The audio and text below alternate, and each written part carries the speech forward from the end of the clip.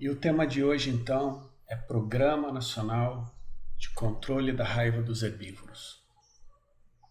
Vamos conversar um pouquinho hoje sobre um programa que é, na sua base, um programa extremamente simples, né?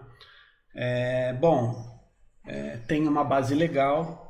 A base legal dele, as ações do programa estão pautadas principalmente em cima da Instrução Normativa número 5 de 2002, que aprova as normas técnicas para o controle da raiva dos herbívoros e atualiza a inclusão da encefalopatia espongiforme bovina e do scrape e de outras doenças de caráter progressivo no sistema de vigilância da raiva, né?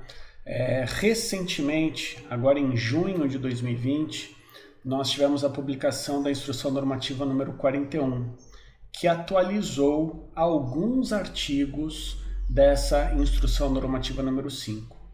Então, essa Instrução Normativa foi uma das primeiras, né, que foram publicadas. Teve um conjunto de normas que foram publicadas em 2002, essa foi uma delas, mas foi uma das que mais tempo ficou vigente sem alterações. Só agora, em 2020, que foram publicadas alterações em alguns poucos artigos que foram atualizadas, algumas ações que foram atualizadas, né? Nós temos também a Instrução Normativa número 8, de 2012, que define os critérios para o diagnóstico da raiva pelo meio da imunofluorescência direta e da prova biológica em camundongos. Não só nos laboratórios particulares, como nos laboratórios públicos e oficiais do Ministério da Agricultura. Então, toda a rede nacional de laboratórios agropecuários. Nós temos a Instrução Normativa do IBAMA, número 141, que regulamenta o controle e o manejo ambiental da fauna sinantrópica nociva. Essa Instrução Normativa do IBAMA foi a Instrução Normativa que permitiu aos órgãos federais, saúde e agricultura, o controle de morcegos hematófagos desmodos rotundos sem a necessidade da autorização do IBAMA.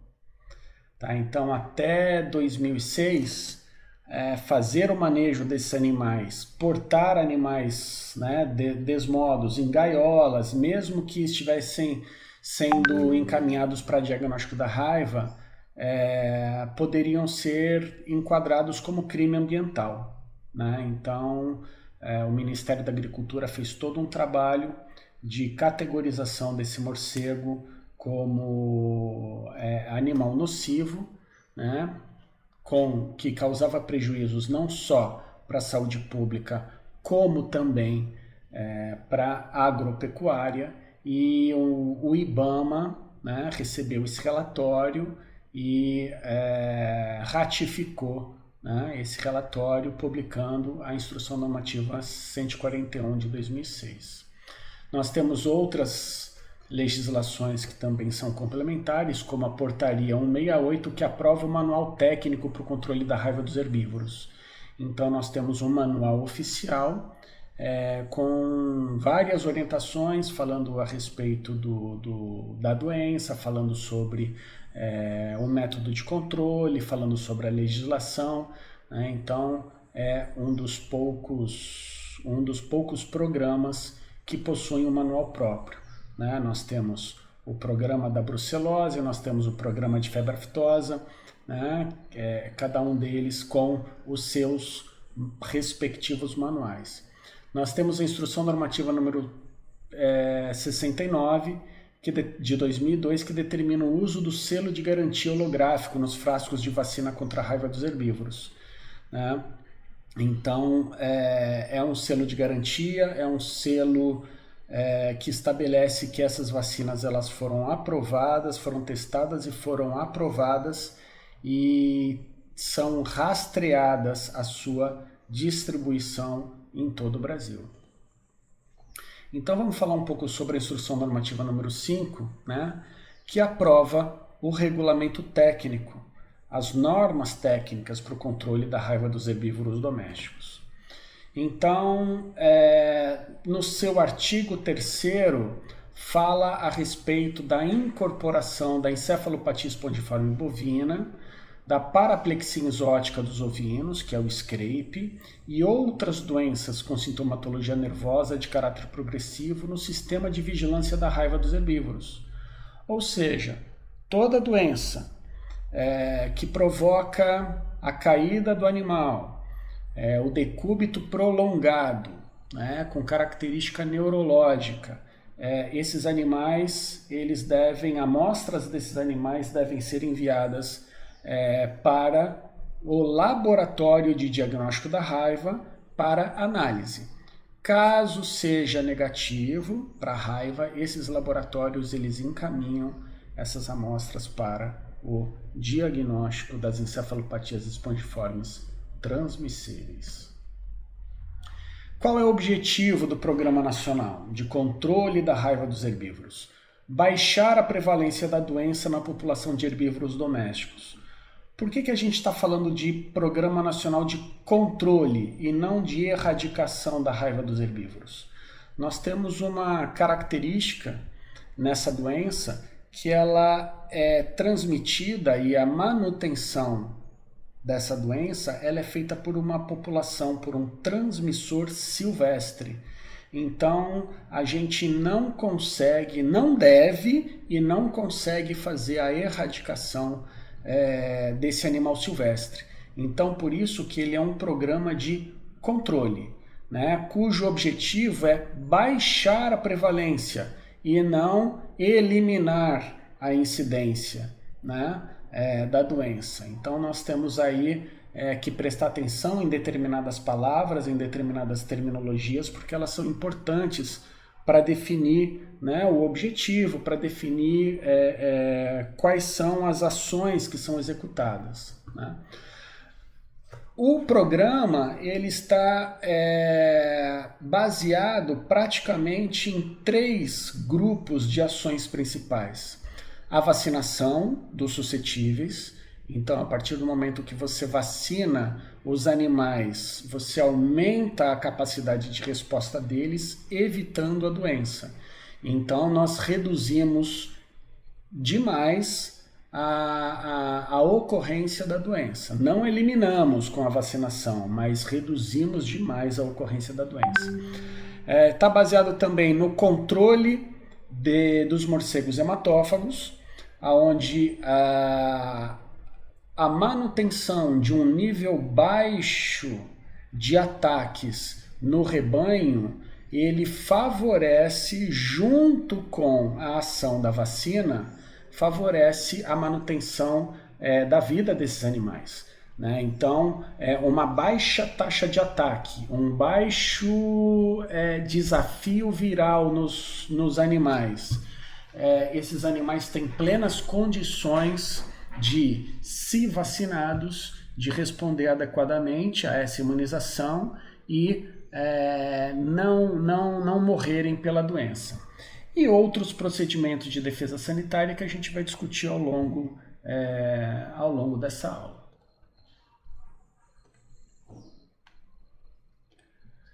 Bom, então vamos falar um pouco sobre a vacinação. O que prevê a instrução normativa? Ela é de responsabilidade do proprietário. Então, não é uma vacina que deva ser obrigatoriamente realizada pelo médico veterinário. É uma vacina inativada, né? Então ela não oferece risco no seu manuseio ou qualquer tipo de acidente que a gente sofra, né, com o manuseio dessa vacina. Mas ela deve ser supervisionada pelo médico veterinário. Então, com relação aos cuidados que o imunógeno, os frascos, eles devem ser dados a eles, né? A questão da cadeia de frio, essa vacina ela precisa sair fria da loja, precisa chegar fria na propriedade, ela tem que ser aplicada fria no animal. Então, as oscilações de temperatura, elas provocam a desestabilização e uma redução na qualidade dos constituintes, né, dos solventes ali, dos constituintes dessa vacina. Então, a dose é de 2 ml subcutânea ou intramuscular. Nós já vimos trabalhos que a avaliação da aplicação intramuscular, ela favorece, ela provoca uma resposta um pouco melhor na produção, né, de títulos de anticorpos protetores do que a vacina subcutânea. Mas a vacina subcutânea, ela também produz uma imunidade protetora. Tá? Nós temos aqui a instrução normativa número 69 de 2002, que fala a respeito da vacina em si, dos frascos com o selo de garantia holográfico, que são aprovados pelo Ministério da Agricultura. Esses frascos, né, esse selo de garantia vai garantir que eles apresentem características de resistência e inviolabilidade. E a comercialização dessas vacinas com selo será obrigatória a partir dessa data. A gente está falando de 2002. Então nós temos uma central de selagem. Então essa vacina ela é produzida pela indústria farmacêutica veterinária. Assim que os lotes são produzidos, uma amostragem dessas vacinas é enviada para o Laboratório Federal de Defesa Agropecuária de São Paulo, em Campinas, e esse Laboratório Federal de Defesa Agropecuária, ele faz os testes dessa vacina. Se aprovados, essa vacina vai para a central de selagem, faz essa selagem, e a partir daqui ela é distribuída, né, para todo o Brasil. Então nós conseguimos fazer o controle da quantidade de vacinas distribuídas para todos os estados do Brasil. Né? Um dos parâmetros que são muito interessantes de avaliar a ocorrência de raiva, já que é uma doença bastante subnotificada, é a questão da venda das vacinas. Né? Então, uma localidade, um município que compra muita vacina, é porque está acontecendo a doença lá. Mesmo que os registros laboratoriais de ocorrência de doença ali sejam poucos ou até sejam inexistentes.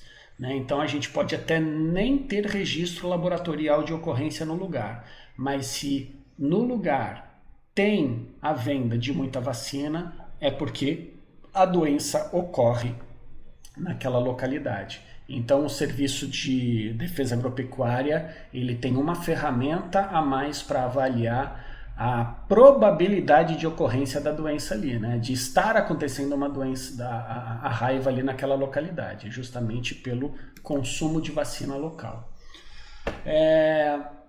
A vacinação ela tem que ser sistemática, né, em bovídeos e equídeos, a partir dos 3 meses de idade. Mas e as outras espécies? Né? A gente vai falar aqui, abaixo dessa idade ou em outras espécies, a vacinação fica a critério do médico veterinário.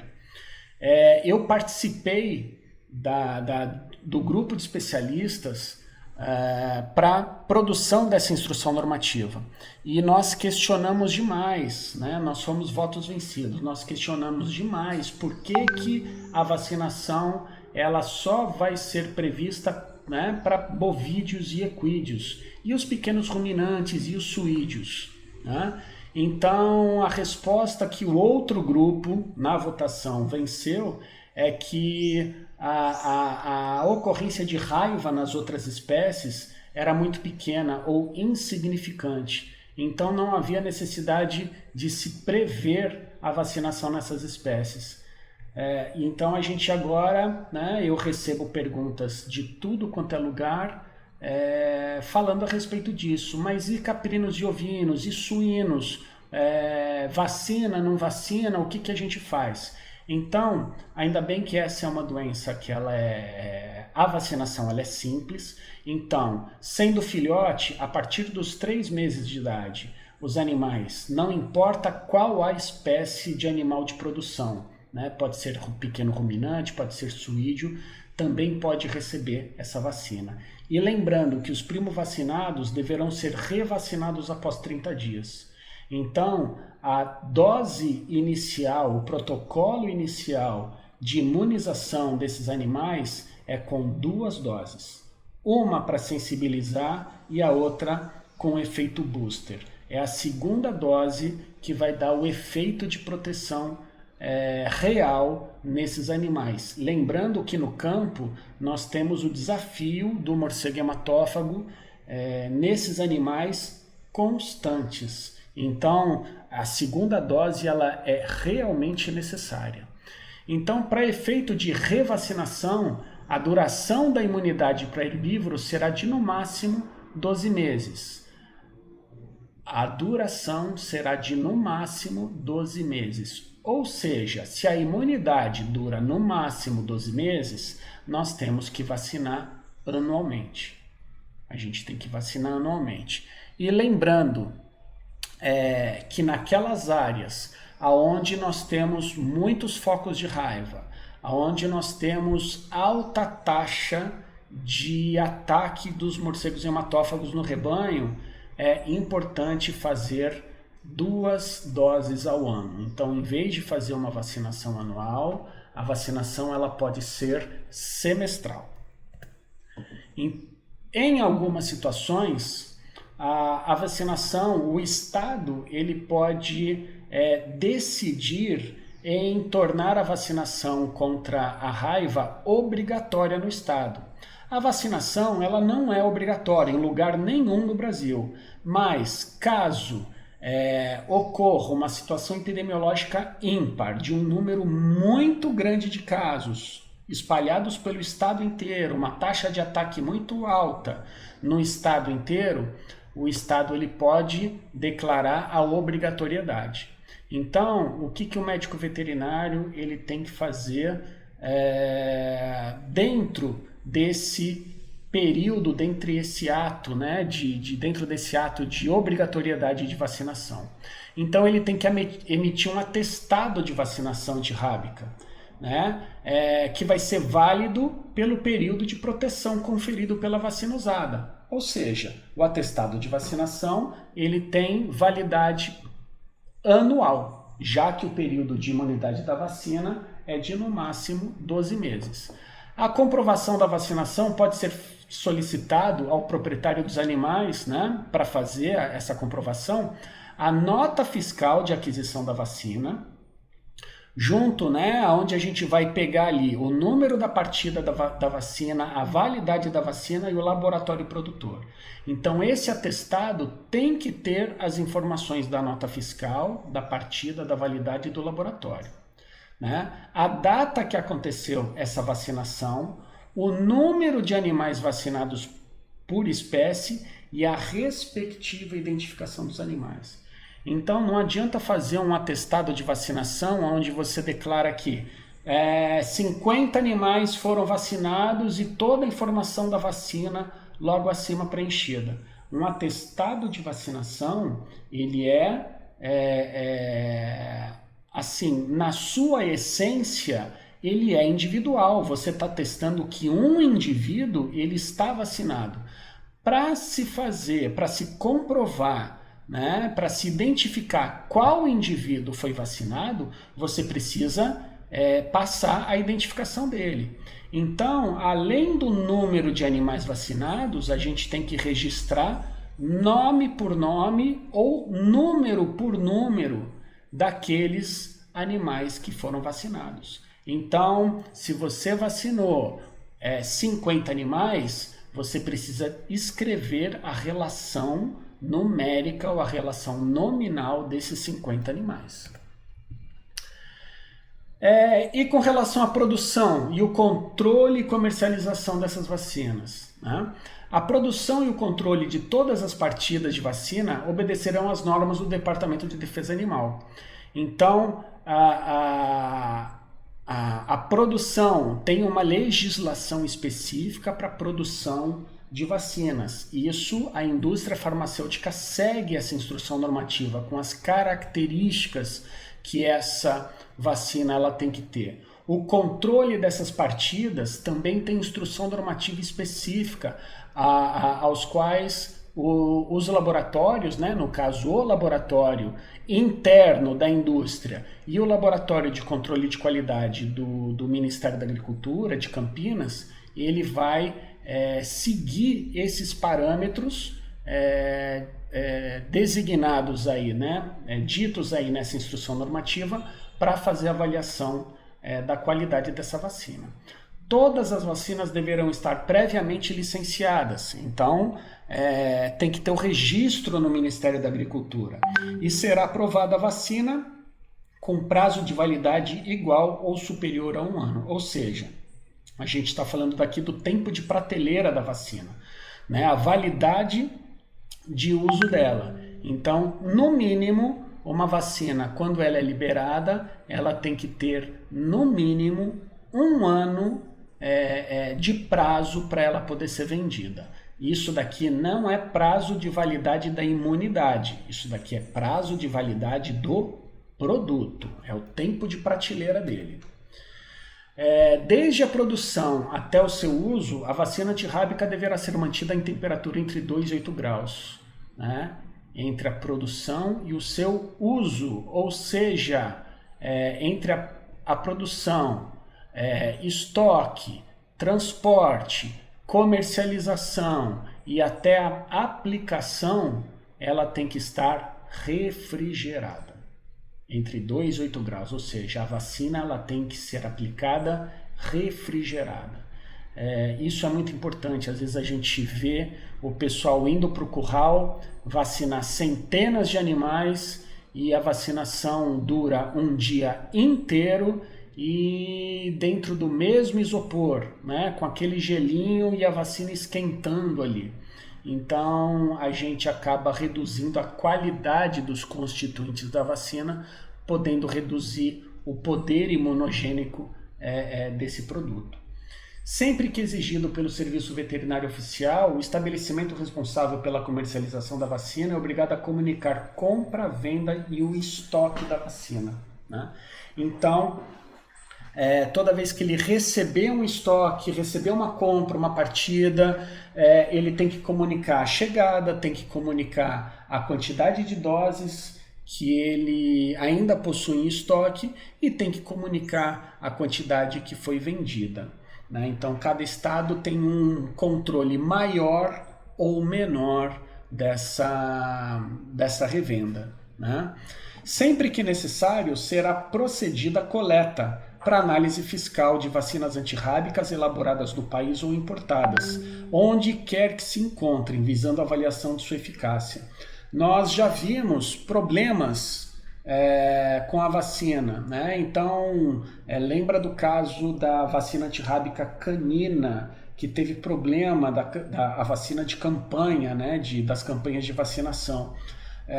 Então, essas partidas, né? Sempre que houver uma denúncia bem registrada, bem conceituada sobre algum problema que a vacina pode estar causando, o Ministério ele vai fazer essa coleta, né, essa amostra fiscal, para fazer a reavaliação daquela vacina, para realmente identificar se o problema que o proprietário, o criador, o médico veterinário, ou seja lá quem foi que levantou a questão, né, se realmente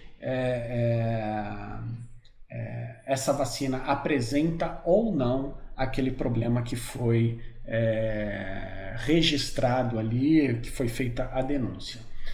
Bom, e sobre o controle dos transmissores, né? Quem é o objeto-alvo de ação? Então, as equipes que atuam nos focos de raiva deverão realizar inquéritos para determinação de outras espécies que não a dos morcegos.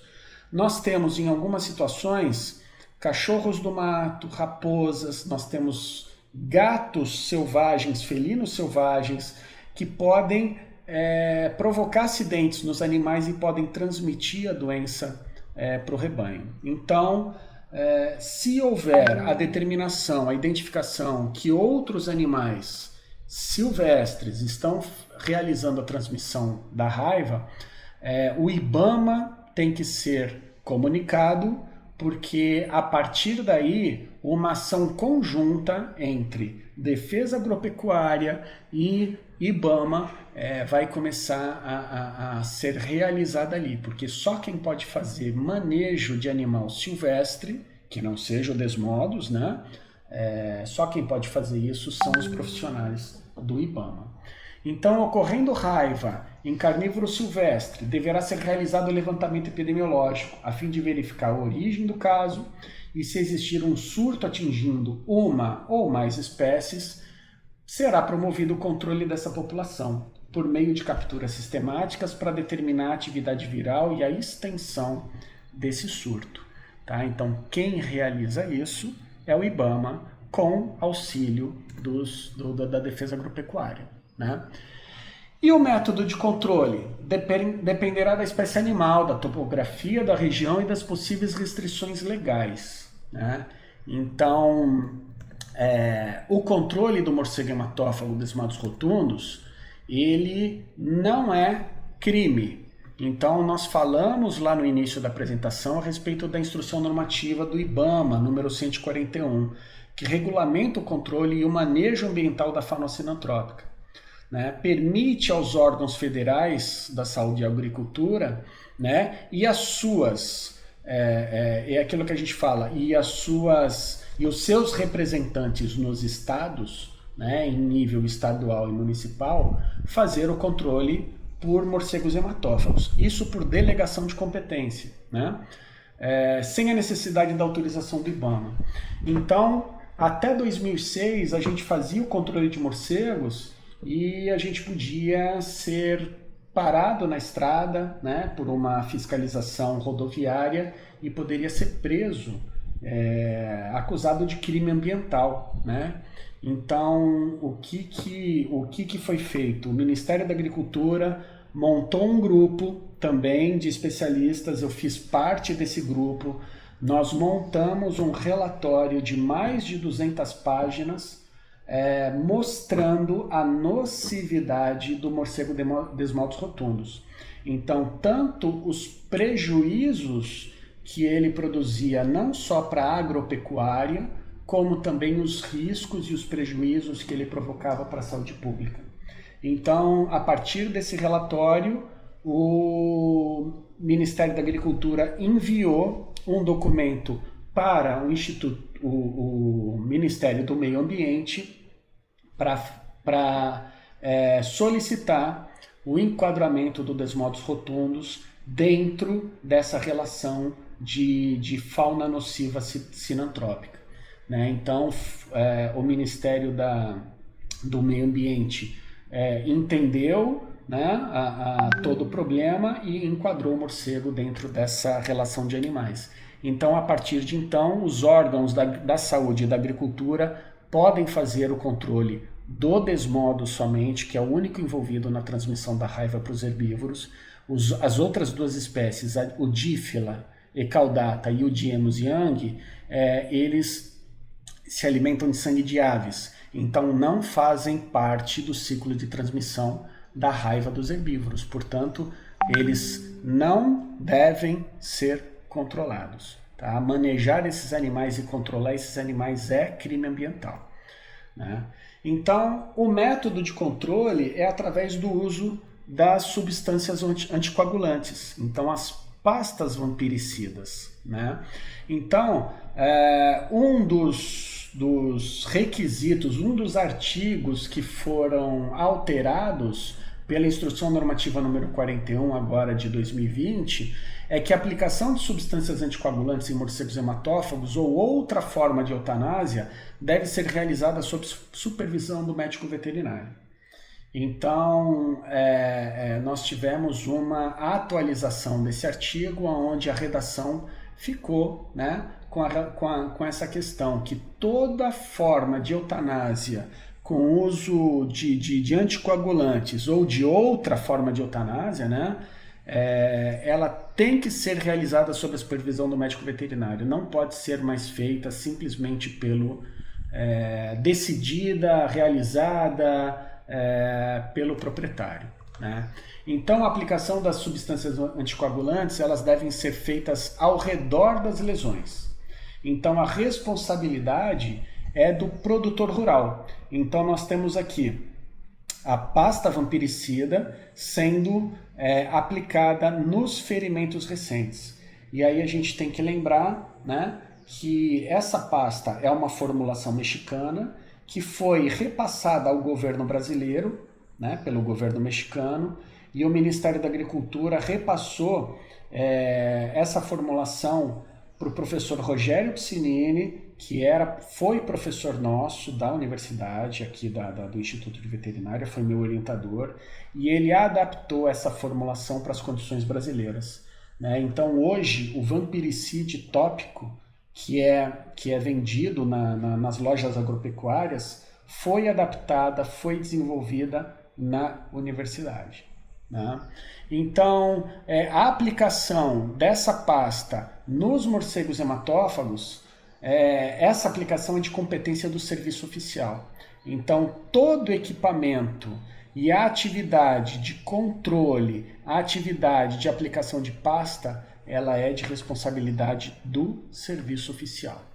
Então, as substâncias anticoagulantes e as redes de nylon empregados no controle de morcegos hematófagos, eles constituem materiais de uso exclusivo do programa. Por isso, que a ação e o uso desses equipamentos, eles são de responsabilidade do serviço oficial. Os refúgios de morcegos hematófagos, notadamente os da espécie Desmodos rotundos, notificados ao Serviço Veterinário Oficial, devem ser cadastrados e monitorados. Antigamente havia, antes, né, da publicação da IN 41, porque a gente viu que esse artigo aqui ele foi alterado, antes havia a previsão de controle de morcegos hematófagos nos abrigos. Hoje não existe mais essa determinação, né? Os abrigos, eles têm que ser identificados, eles têm que ser cadastrados com o uso do GPS, tem que fazer o georreferenciamento desses abrigos, e esses abrigos têm que ser monitorados. O controle do morcego hematófago, ele vai ser realizado na fonte de alimentação, ou seja, nas propriedades rurais, se houver o aumento da taxa de ataque.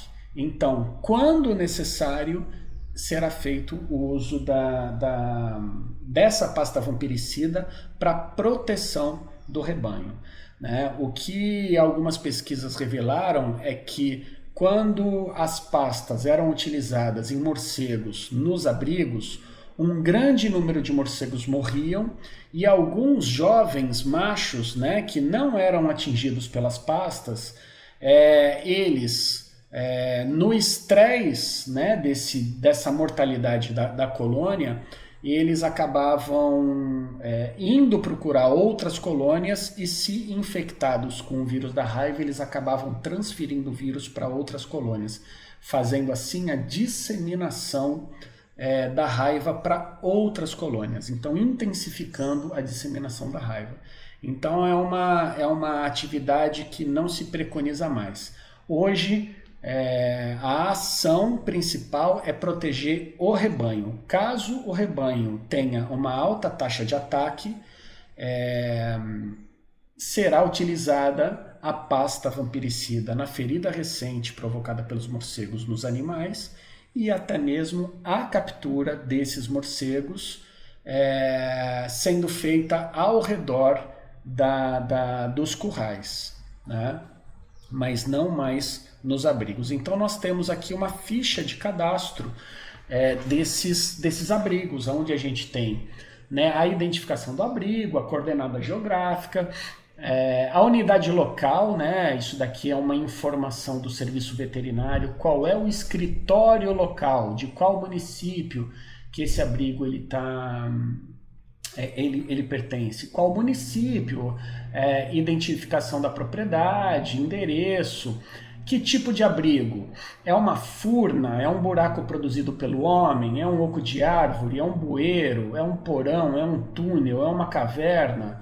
Tem presença de morcegos hematófagos? Sim, não, suspeita. Eu não vi morcego hematófago, mas eu vi fezes de morcegos hematófagos, né, que são bem características. Então se coloca uma suspeita, se houve controle nesse abrigo, se não houve, e outras observações, né, de qualquer tipo de observação feita no abrigo ou ação feita no abrigo, se escrevem aqui as observações, né? E aí a gente tem aqui a ficha de controle de morcegos hematófagos, que pode ter sido realizada na propriedade. Então, numa ação de controle, também é feito todo o registro da atividade. Então, o nome do proprietário, o nome da propriedade, as coordenadas da propriedade, município, unidade local veterinária, né? E aí a população animal observada, né? Quantos bovinos, equídeos, suínos, ovinos, caprinos, outras espécies existem na propriedade, número de animais observados com mordeduras e o total de mordeduras. Então a gente consegue fazer a identificação da porcentagem de animais que estão sendo atacados, né? Então a gente pode fazer o registro, né?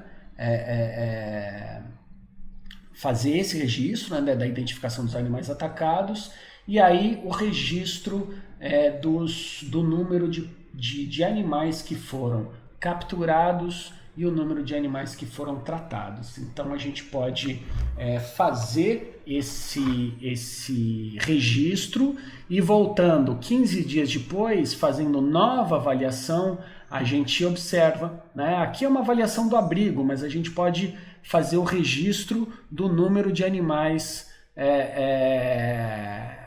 aqui do lado esquerdo, do número de mordeduras ainda que ocorrem nesses animais. Então a gente vai observar a taxa de redução de mordeduras, né? Então é um registro importante para a gente avaliar a eficiência desse controle. E tem outras medidas de vigilância, né? Foi estabelecido um sistema de informações que compreende a notificação obrigatória de casos e informações contínuas, né?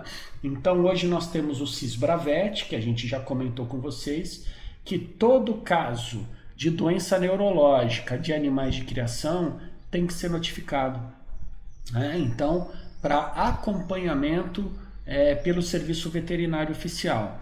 Então é importante fazer essa notificação, porque justamente para se identificar quais são as áreas de risco, as áreas com maior ocorrência de raiva, áreas com maior ocorrência de morcegos hematófagos. O serviço oficial ele precisa de informação. Sem informação, o serviço ele não faz planejamento de ação.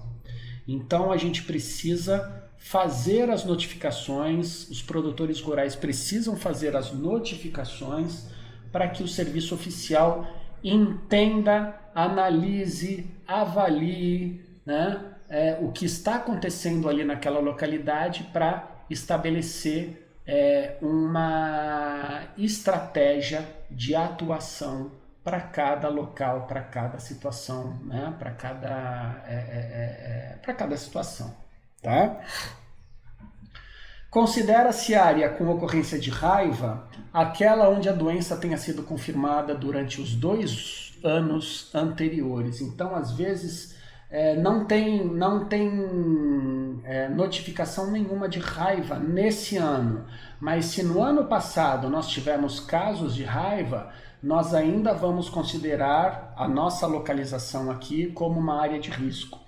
A gente tem que entender que a doença ela é muito subnotificada, então não é de um ano para outro que a doença ela some. Então a gente vai considerar pelo menos 2 anos como o período que a gente considera como risco, né, para uma área ser registrada como área de risco para raiva.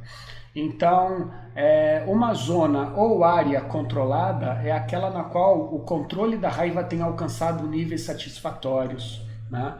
Então, o que é um nível satisfatório para controle da raiva? É aquela onde a gente tem uma população de bovídeos e equídeos e as outras espécies devidamente vacinadas e a população de transmissores reduzida. Então, uma área que a gente vai considerar de baixo risco é aquela área onde os animais eles estão imunizados e aquela área onde a gente não vai ter ataques dos morcegos hematófagos. Tá? Então, uma área de atuação imediata é aquela na qual seja reconhecido o estado endêmico da raiva, ou seja, a raiva vem acontecendo, bem como aquela que requeira pronta intervenção, ou de vacinação, ou de controle de morcegos hematófagos. Tá? Ocorrência de raiva nos últimos 3 anos, na verdade são 2 anos, a presença do transmissor e a presença de condições ambientais que possibilitem a instalação e a manutenção do transmissor. Ou seja, se naquela área a gente tem alimento, né, bovinos, equídeos, tem rebanho, e se a gente encontra moradia, possíveis moradias para o morcego, a gente vai caracterizar aquela área como área receptiva para a presença do transmissor. Então, são áreas onde o serviço oficial deve trabalhar as ações preventivas naquela localidade. Né? A vacinação antirrábica deve ser recomendada aos animais suscetíveis nos focos e perifocos, conforme condições geográficas locais.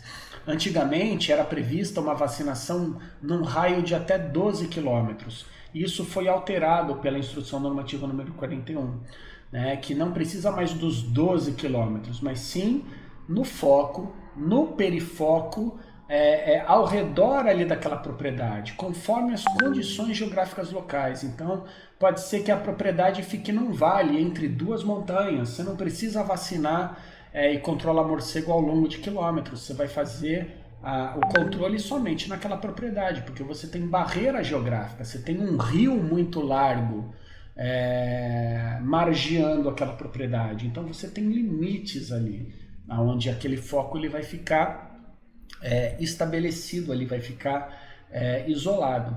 Então a vigilância dos transmissores deverá ser constantemente mantida por meio da verificação do coeficiente de mordeduras e da dinâmica das populações desses transmissores. A coleta de material para exame laboratorial tem que ser feita por pessoa habilitada, imunizada e sob orientação do médico veterinário. Ou seja, a coleta de material não para envio para diagnóstico da raiva, não é uma ação exclusiva do médico veterinário. O médico veterinário ele pode capacitar pessoas ali naquela propriedade que devem ser vacinadas. Então a coleta de material tem que ser feita dentro de critérios técnicos, de critérios de biossegurança, né? E esse material ele pode ser coletado e enviado para laboratório, né? A coleta deverá ser feita após o óbito ou sacrifício na fase adiantada da doença, né? Então, devem ser remetidas amostras do sistema nervoso central do animal suspeito e morcegos encontrados mortos ou caídos. Antes, se dizia que 10% dos morcegos capturados deveriam ser enviados para diagnóstico. Hoje isso foi alterado para morcegos encontrados mortos ou caídos. Tá? E, em se falando de laboratório, a Instrução Normativa número 8 define os critérios para o diagnóstico de raiva por meio do teste da imunofluorescência direta e da prova biológica. Então, é a oficialização, né, do método padrão do Golden Test para ser executado para o diagnóstico da raiva. E aí uma outra parte muitíssimo importante nos programas sanitários, aliás, não é só nos programas sanitários, mas em toda a vida de vocês, vida profissional de vocês, é a questão da educação sanitária e divulgação das informações. Quanto mais informação uma população tiver, maior vai ser a colaboração dessa população para a realização das atividades de defesa agropecuária. Então, quanto mais informação, quanto mais ativa for aquela comunidade, melhor vai ser para a defesa agropecuária dela realizar as suas ações. Então, por isso é importante divulgar, né? Deverão ser utilizados todos os meios e informações disponíveis, assim como representantes dos níveis políticos, eclesiásticos e educacionais, visando atingir o maior número possível de criadores e outros membros da comunidade rural. Né? Então, a gente falando até meios eclesiásticos, né? Eu tenho um exemplo que foi, não vou dizer que foi assim engraçado, porque foi uma situação trágica.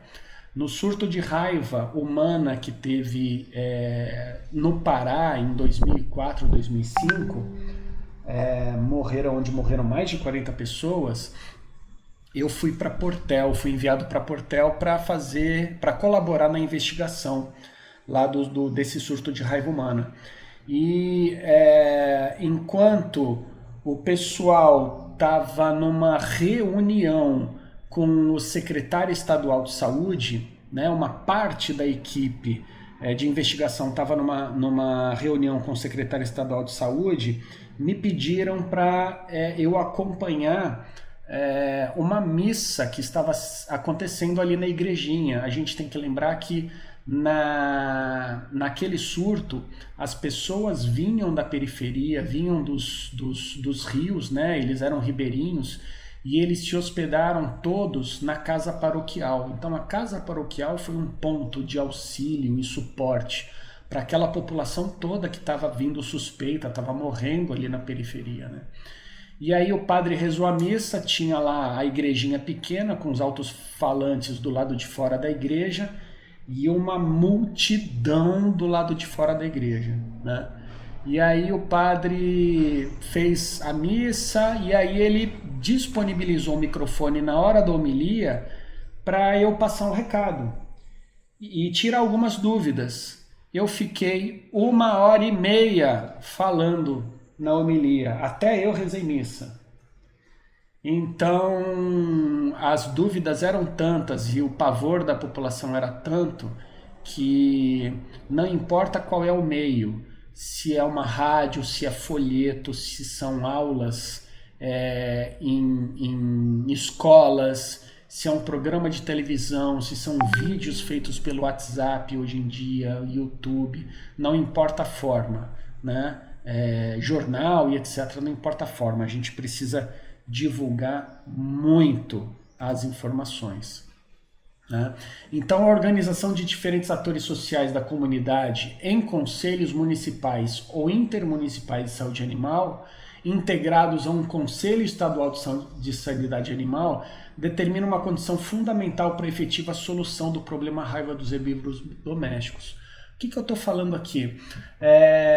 Existe, não só no estado do Rio de Janeiro, mas no Brasil inteiro, os municípios, eles, um grande número, não todos, mas os municípios eles se organizam, né? Eles organizam os conselhos municipais de saúde animal e vegetal, as comusas ou comusaves, né? E que se organizam. Então a defesa agropecuária se reúne com representantes da sociedade, dos produtores, dos consumidores, dos varejistas, dos lojistas, etc., e estabelecem as metas, fazem reuniões para que eles entendam quais são as necessidades da defesa agropecuária, quais serão os próximos passos, recebem as demandas da população com relação a alguma coisa. Então é a grande troca de informações, é a grande conversa entre serviço oficial e população, acontecem nesses conselhos, né? Então nós temos vários conselhos municipais no estado do Rio de Janeiro e a partir da conversa nesses conselhos que a gente tira ali a gente usa essas conversas como um termômetro para entender como é que está a receptividade da população com relação às ações que a defesa agropecuária tem que executar, ou as ações que a defesa agropecuária já executou e qual foi o entendimento da população, a receptividade, a aceitação e etc. A educação sanitária, com relação à raiva, nós temos hoje, inclusive no formato eletrônico, no site do Ministério, né, os gibis direcionados para crianças. O Maurício de Souza a equipe do Maurício de Souza preparou de forma gratuita, né, gibis, historinhas falando da prevenção e do controle da raiva. Nós temos um manual do controle da raiva dos herbívoros, eletrônico e físico, né? Esse manual também tem um capítulo lá que eu participo, que eu escrevo, né? E tem a produção e edição de 25 mil exemplares, mas isso já foi mais do que isso. Tem a versão eletrônica dos procedimentos para o diagnóstico das encefalopatias espongiformes transmissíveis. Então esses manuais todos estão disponíveis no site do Programa Nacional de Controle da Raiva dos Herbívoros, do Ministério da Agricultura, na internet. Então a portaria número 168 de 2005, ele aprova o manual técnico. Então esse manual, ele é um documento de apoio para o Programa de Controle da Raiva dos Herbívoros. Então lá tem toda uma conceituação de foco, de caso, caracterização para áreas de risco para raiva, como se faz controle de transmissores, como se atua no foco, os sistemas de informação e um formulário único de requisição de exames para síndromes neurológicas. Quando você vai enviar material para diagnóstico laboratorial, a gente tem que enviar esse formulário junto para o laboratório, né? Então, mostrando aqui o conjunto, corpo de colaboradores, e eu faço parte desse corpo de colaboradores que escreveram esses manuais, esse manual, né? Então, no mais, né, o programa ele prevê treinamento contínuo do pessoal técnico e auxiliar para executar as atividades, né, de análise epidemiológica, de análise estatística das ações do programa, treinamento contínuo para as atividades de controle da vacina, né, para bioecologia e controle dos morcegos hematófagos. Cansei de dar treinamento para o pessoal no Brasil inteiro, das defesas agropecuárias, a respeito de controle de morcegos hematófagos.